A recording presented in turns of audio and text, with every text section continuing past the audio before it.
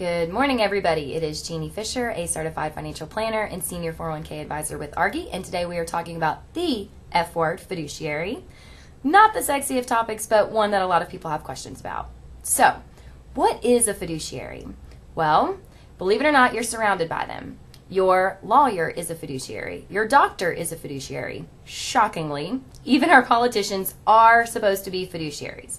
Basically, anybody that the general public or a group of people relies upon to provide recommendations and guidance and advice or make decisions that are truly in the best interest of somebody else.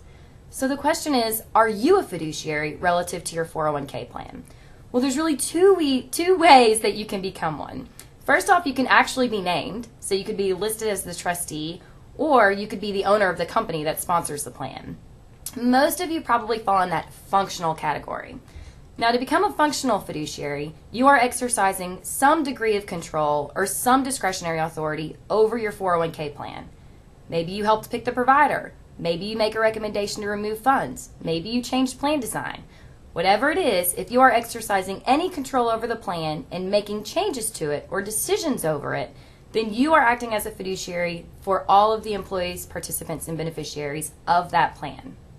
So why is this a big deal? Well, the fiduciary standard is actually really high. It's one of the highest ones out there. And if it's found that you're not meeting your fiduciary responsibilities, you could be held personally liable. Now let's get real for a minute. The intentionally bad fiduciaries are few and far between. We are good people, y'all. We are not out there to intentionally hurt our plan participants.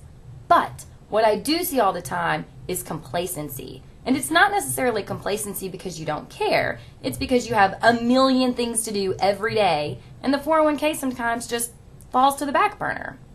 So what are the top litigation issues that have been actually brought against fiduciaries in the past few years? Well, according to the Center for Retirement Research, that is inappropriate investment choices, excessive fees, and self-dealing.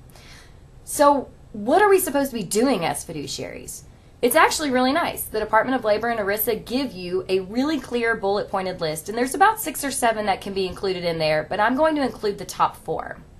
Number 1, the one thing you have to do as a fiduciary is always act in the best interest of the plan participants and the beneficiaries and make decisions in a prudent way. Prudent just means slow, careful consideration. Number 2, follow the plan document. Maybe a little bit easier said than done. Typically, if somebody's not following the plan document, it's just an administrative error that we need to correct. Number 3, provide a diversified investment lineup. What you need are for your participants to be able to create an efficient portfolio out of the investment options made available to them. And then finally, number 4, pay only reasonable expenses. Seems pretty simple, right? I promise you it's not.